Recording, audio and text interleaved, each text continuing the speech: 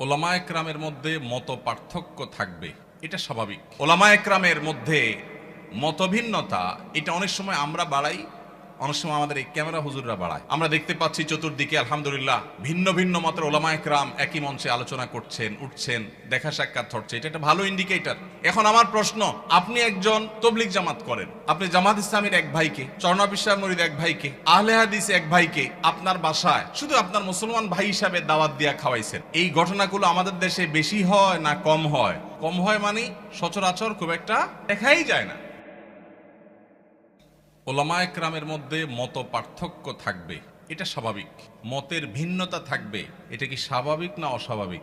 শুধু ওলামা একরাম কেন, আমাদের নিজেদের মধ্যে মতের ভিন্নতা আছে না নাই? স্বামী স্ত্রী দুইজন সংসার করতে গেলে হাজারো বার একজন আরেকজনকে ভালোবাসি ভালোবাসি জিকির করতে করতে মুখে ফেনা তোলার পরও দেখা যায় হঠাৎ করে ইউক্রেন রাশিয়ার মতো যুদ্ধ বেঁধে যায় কি যায় না?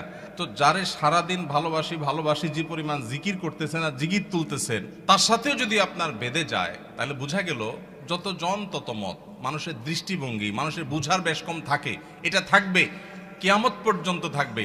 সব আলেমরা সব বিষয় একমত হয়ে যাবেন, এটা কিয়ামত পর্যন্ত কখনো সম্ভব না। তাহলে মতের ভিন্নতা, ইখতিলাফ, মতের বৈচিত্র্য, এটা কখনো দোষের হতে, দোষের কোনটা ভাই? দোষের হলো এই যে কাদা ছোড়াছড়ি বলতে যেটা বুঝিয়েছেন আপনি সেটা, অর্থাৎ মতভিন্নতাটা যদি মতবিরোধে চলে যায়, শত্রুতায় চলে যায়, যেখানে ইসলামের শত্রুদের সাথে লড়াই করা দরকার সেই লড়াই যদি নিজেদের মধ্যে করে, যেই শক্তি আল্লাহ এবং তার রাসূলের দুশমন মুসলমানদের দুশমনদের বিরুদ্ধে ক্ষয় করা দরকার, সেই শক্তি যদি নিজেদের বিরুদ্ধে ক্ষয় করে, সেটা হলো নিন্দনীয়, সেটা হলো নিকৃষ্ট কাজ, সেটা হলো খারাপ কাজ। আল্লাহ তাআলা আমাদেরকে সেই খারাপ কাজ থেকে বেঁচে থাকার তৌফিক দান করুন। ভাইরা আমার, এই দেশ সেই দেশ যে দেশ ওয়াজ মাহফিলের আওয়াজে মুখরিত হয়। এই মাটি সেই মাটি যে মাটিতে কনকনে শীতের মধ্যে প্যান্ডেলের বাইরেও অগণিত মানুষ ঘন্টাকে ঘন্টা দাঁড়িয়ে নিজের পকেটের টাকা খরচ করে এসে মাহফিল শোনেন। লক্ষ্মীপুর থেকে মাহফিল, এই মাহফিলে এসেছেন, দেখা করেছেন আমার সাথে। চাঁদপুর থেকে এসেছেন, আমার সাথে দেখা করেছেন। আরো হয়তো অনেকে অজানা আমার ভাইয়েরা দূর দূরান্ত থেকে এসেছেন। আপনাদেরকে কি এই ঢুলিপড়া ঐক্য পরিষদের ভাইয়েরা সবাইকে পদ ভাড়া দিছে? বিরিয়ানির প্যাকেট ট্যাকেট আছে আজকে? সেটাও নাই। নিজের খরচে নিজের গরজে ওয়াজ মাহফিলগুলোতে যে স্বতঃস্ফূর্ত অংশগ্রহণ হয়, বাংলাদেশে কোনো সমাবেশে এই রকম স্বতঃস্ফূর্ততার কোনো দৃষ্টান্ত কেউ দেখাতে পারবে না।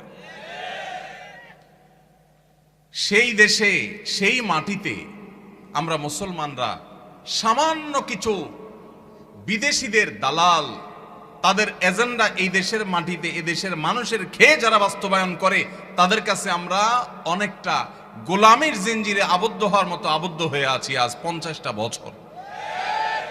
50 বছর বললে ভুল হবে, সে ব্রিটিশ আমল থেকে শুরু হয়েছে। দ্বীন এবং ইসলামকে কোণঠাসা করে একঘরে রাখার এক অপরচেষ্টা, নীল নকশা এদেশে প্রতিনিয়ত বাস্তবায়ন করা হয়। এদেশের শিক্ষাক্রমে, পাঠ্যপুস্তকে এদেশের আপামর সাধারণ ধর্মপ্রাণ মানুষের চিন্তাধারার প্রকাশ আপনি সচরাচর দেখতে খুব কম পাবেন না।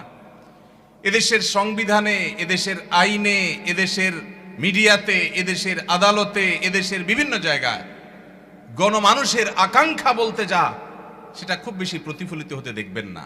দেখবেন যে সব এজেন্ডা বাস্তবায়ন, বিভিন্ন জিনিস পুশ করানোর চেষ্টা, এত এত শয়তানি চক্রান্ত যেই মাটিতে চলে, সেই মাটিতে ইসলামপন্থীরা পরস্পর কাদা ছড়াছড়ি করবে, এর চাইতে নির্লজ্জতা, এর চাইতে দুঃখজনক ঘটনা মুসলমান জাতির জন্য আর কি হতে পারে? আল্লাহ তাআলা আমাদেরকে ভিন্ন ভিন্ন মত থাকা সত্ত্বেও পরস্পরের সাথে সৌহার্দ্যপূর্ণ সম্পর্ক বজায় রেখে, ভিন্ন ভিন্ন চিন্তা থাকা সত্ত্বেও কাঁধে কাঁধ মিলিয়ে, হাতে হাত মিলিয়ে যার যার আল্লাহ এবং তার রাসূলের পথে আহ্বানের মিশনকে আল্লাহ তাআলা সাকসেস করার তৌফিক দান করুন। ভাইরা আমার, সাপ যখন এসে যায়, যার হাতে যা থাকে সে তা নিয়ে ঝাঁপিয়ে পড়ে। কিভাবে সাপের ক্ষতি থেকে বাঁচা যায়, ঠিক না ঠিক? আমাদের উচিত, আমরা যে যেই মতের হই, যে যেই পথের হই, আমাদের কমন শত্রু, আপনার শত্রু, আমার শত্রু, ওনার শত্রু, সবার শত্রু যারা যারা আমাদের শত্রু হওয়ার ব্যাপারে কোনো ভিন্ন মত নাই, তাদেরকে আপনি আপনার মতো, আমি আমার মতো, উনি ওনার মতো, তাদেরকে দমনের পিছনে লেগে যাই। আমাদের নিজেদের পেছনে ছিদ্র খোঁজার কাজটা আল্লাহর ওয়াস্তে বন্ধ করে দিই। আমরা যারা সাধারণ মানুষ আছি, আমরা পাড়া মহল্লা থেকে ভিন্ন মতের, ভিন্ন দলের, ভিন্ন চিন্তার মুসলমান ভাইয়ের সাথে কাঁধে কাঁধ মিলিয়ে চলা শিখবো তো ইনশাআল্লাহ। মনে রাখবেন, মতের ভিন্নতা আছে, থাকবে। মতের ভিন্নতা থাকে যদি 10টা বিষয় নিয়ে, মতৈক্য আছে 100 বিষয় নিয়ে। ঠিক না ঠিক? শুধু নামাজের কথাই যদি বলেন, নামাজের কয়টা মাসআলা নিয়ে আমাদের সমাজে মত ভিন্নতা আছে? এর বিপরীতে মতৈক্যের বিষয় পাবেন আপনি অগণিত। মৌলিক আকীদা ঈমানের বিষয় যদি বলেন, আমাদের আল্লাহ এক। মুসলমানদের মধ্যে মতপার্থক্য আছে। অনেকে শুধু মত পার্থক্য দেখে সকাল বিকাল, সারাদিন শুধু দেখে যে হুজুরদের এত মত পার্থক্য। আমি কত মত পার্থক্য? কি দেখেন আপনি এত? আমি তো দেখি না। নামাজ 5 ওয়াক্ত, এটা ইসলামের কি মেইন গুরুত্বপূর্ণ বিষয় না খুচরা বিষয়? সবচেয়ে গুরুত্বপূর্ণ বিষয়, তাই না? 5 ওয়াক্ত নামাজ 6 ওয়াক্ত না 4 ওয়াক্ত না, এই ব্যাপারে কোনো আলেমের, কোনো হুজুরের কোনো ভিন্নমত আছে? তাহলে আমাদের আল্লাহ এক, এটা নিয়ে কোনো ভিন্নমত নাই। আমাদের নামাজ 5 ওয়াক্ত, এটা নিয়ে কোনো ভিন্নমত নাই। ইসলামের রোকন 5টা, ভিন্নমত নাই। আমাদের হজ করতে হবে বাইতুল্লাহ গিয়া, অন্য কোথাও না, ভিন্নমত নাই। রমজান মাসে রোজা রাখতে হবে, ভিন্নমত নাই। বাবা মার সদাচরণ করতে হবে, ভিন্নমত নাই। আমাদের রাসূল এক, সেটা নিয়েও ভিন্নমত নাই। আমাদের মৌলিক যত জায়গা আছে, মেইন যত জায়গা আছে, তার সবগুলোতে আপনি দেখবেন কোনো ভিন্নমত নাই। শাখাগত বিষয়ে ভিন্নমত তো স্বামী স্ত্রীর মধ্যেও হয়, ভাই ভাইও হয়, বাপ ছেলেও হয়, পার্টনারেও হয়। তাহলে এই বিষয়ে আমাদের ভিন্নমত থাকবে, এটাই স্বাভাবিক। এই ভিন্নমত থাকা সত্ত্বেও আপনি এক পথে গেলে মনে করছেন ইসলামের লাভ হবে, আরেকজন মনে করছে আরেক পথে গেলে ইসলামের লাভ হবে, আমি মনে করছি আরেকটা পথে গেলে ইসলামের লাভ হবে। আমাদের নিজেদের মধ্যে কামড়াকামড়ির দরকার নাই। পথ কি আমারটা ভালো না আপনারটা ভালো, এটা নিয়ে গন্ডগোলের দরকার নাই। আপনি আপনার পথে, উনি ওনার পথে, আমি আমার পথে, দ্বীনের কল্যাণে, ইসলামের কল্যাণে কাজ করি। পারলে আমার ভিন্ন মতের ভাই, তারও যেহেতু উদ্দেশ্য ভালো, তাকে সহযোগিতা করি। সেটুকু যদি কলিজায় না দেয়, অন্তত আল্লাহর হস্তে ঠেলাঠেলি খোঁচাখুচি বন্ধ করি। আপনারা যারা আজকের মাহফিলে এসেছেন, আপনাদের কাছে আমার উদাত্ত আহ্বান, এটা আপনার মহল্লার মসজিদ থেকে শুরু হতে হবে। ভিন্ন মতের মুসলমানের সাথে মুস্কি হাসি দিয়ে সালাম দেওয়া অভ্যাস করবেন। সম্ভব হলে বাসায় দাওয়াত করবেন, চেষ্টা করবেন তো ইনশাআল্লাহ। ভিন্ন মতের মুসলমানদের বাসায় দাওয়াত দিয়ে খাওয়াইলে সওয়াব হবে না গুনাহ হবে? কি বলেন ভাই, গুনাহ হবে? ভাই মদিনা শরীফ থেকে, মসজিদে নববীর সোহবতে থেকে, মদিনা ইসলামী বিশ্ববিদ্যালয় থেকে পড়াশোনা করে অনার্স মাস্টার্স করে আসছেন। সৌদি আরবে দায়ী ছিলেন, ঢাকা ইউনিভার্সিটিতে পড়াশোনা করেছেন, অনেক যোগ্য মানুষ।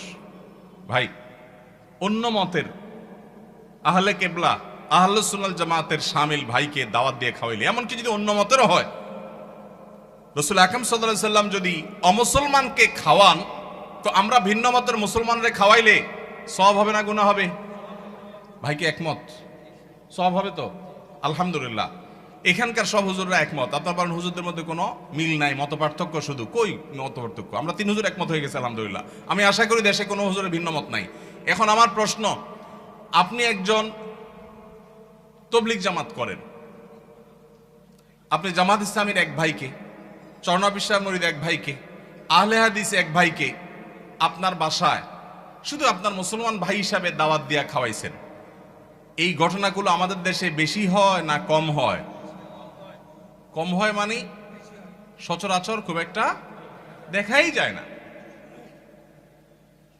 আহা, আমাদের কলিজাগুলোকে একটু বড় করতে হবে যদি আমরা আল্লাহকে খুশি করতে চাই। আল্লাহ আমাদেরকে তৌফিক দান করুন। ওলামা একরামের মধ্যে মতভিন্নতা, এটা অনেক সময় আমরা বাড়াই, অনেক সময় আমাদের এই ক্যামেরা হুজুররা বাড়ায়। ক্যামেরা হুজুররা অহেতুক মিথ্যা ভুয়া থাম্বনেল দিয়া একজনের পিছনে একজনকে লাগাই দেয়া হয়। অনেক সময় আসলে লাগালাগির কিছু নাই, কিন্তু সাধারণ দর্শকরা দেখে মনে করে, দেখছো হুজুররা লাগালাগি শুরু করছে। আসলে হুজুরদের কোনো লাগালাগি নাই। লাগালাগি কাদের? ক্যামেরাম্যান ভাইদের। আল্লাহ আমাদের ক্যামেরাম্যান ভাইদেরকে হেদায়েত দান করুক, ইউটিউবার ভাইদেরকে আল্লাহ হেদায়েত দান করুক, সামান্য ভিউ কামানোর জন্য যারা আল্লাহর দ্বীনের ক্ষতি করছেন, যারা উলামায়ে কেরামের মধ্যকার সম্পর্ক নষ্ট করছেন, তারা আল্লাহকে ভয় করেন, এই টাকা জাহান্নামের আগুন হয়ে আপনাদেরকে স্পর্শ করবে। এমনি ক্যামেরা সেট করা নিয়ে আপনারা এদের উপরে খেপা আছেন, এখন তাদের বিরুদ্ধে ওয়াজ গেছে। আমি তো তাদের নিরাপত্তা নিয়ে আশঙ্কায় আছি। আল্লাহ তাআলা আমাদের ভাইদেরকে হেদায়েত দান করুন। ভাইরা আমার, সিরিয়াস ইস্যু। যারা ইউটিউবাররা আছেন, ওয়াজ মাহফিলের ভিডিওগুলো আপনারা রেকর্ড করেন, ছাড়েন, আল্লাহর হস্তে ভুলভাল ফালতু থাম্বনেল দিবেন না। এমন মিথ্যা থাম্বনেল দেখা যায় ওটার কথা ভিতরে কিছুই নেই। অনেক সাদামাটা মানুষ আছে, বুঝে না। তো উলামায়ে কেরামের মধ্যে দূরত্ব সৃষ্টি করার ক্ষেত্রে এসব কাজেরও ভূমিকা আছে। আমরা যারা সাধারণ মানুষ আছি, আমাদের কাজ কি?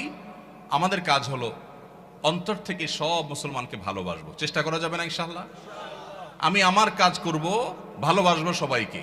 কাজ আমি যেটাকে সঠিক মনে করছি সেটাই করব, কিন্তু আমার ভালোবাসা হবে সব মুসলমানকে। ঠিক আছে না ইনশাআল্লাহ? সব আহলে কিবলাকে, সব আহলে সুন্নাহ ওয়াল জামাতকে। আল্লাহ তাআলা আমাদের সবার দিলগুলোকে বড় করার তৌফিক নসিব করুন। আলহামদুলিল্লাহ, উলামায়ে কেরাম যুগের চ্যালেঞ্জ উপলব্ধি করতে সক্ষম হচ্ছেন। আমরা দেখতে পাচ্ছি চতুর্দিকে আলহামদুলিল্লাহ ভিন্ন ভিন্ন মতের উলামায়ে কেরাম একই মঞ্চে আলোচনা করছেন, উঠছেন, দেখা সাক্ষাৎ হচ্ছে। এটা একটা ভালো ইন্ডিকেটর, এটা ভালো আলামত। আমরাও মহল্লা মহল্লায় চর্চা শুরু করব। আমি যেটা বলেছিলাম, ভিন্ন মতের ভাইকে দাওয়াত দিয়ে খাওয়াবেন, তার বাসায় যাবেন, তার প্রতি সহমর্মী হবেন, তার জন্য দোয়া করবেন, তার ছেলেমেয়ের জন্য দোয়া করবেন। এর মাধ্যমে নিজেদের মধ্যে সম্প্রীতি এবং সৌহার্দ্য বাড়বে। আল্লাহ আমাদেরকে তৌফিক দান করুন।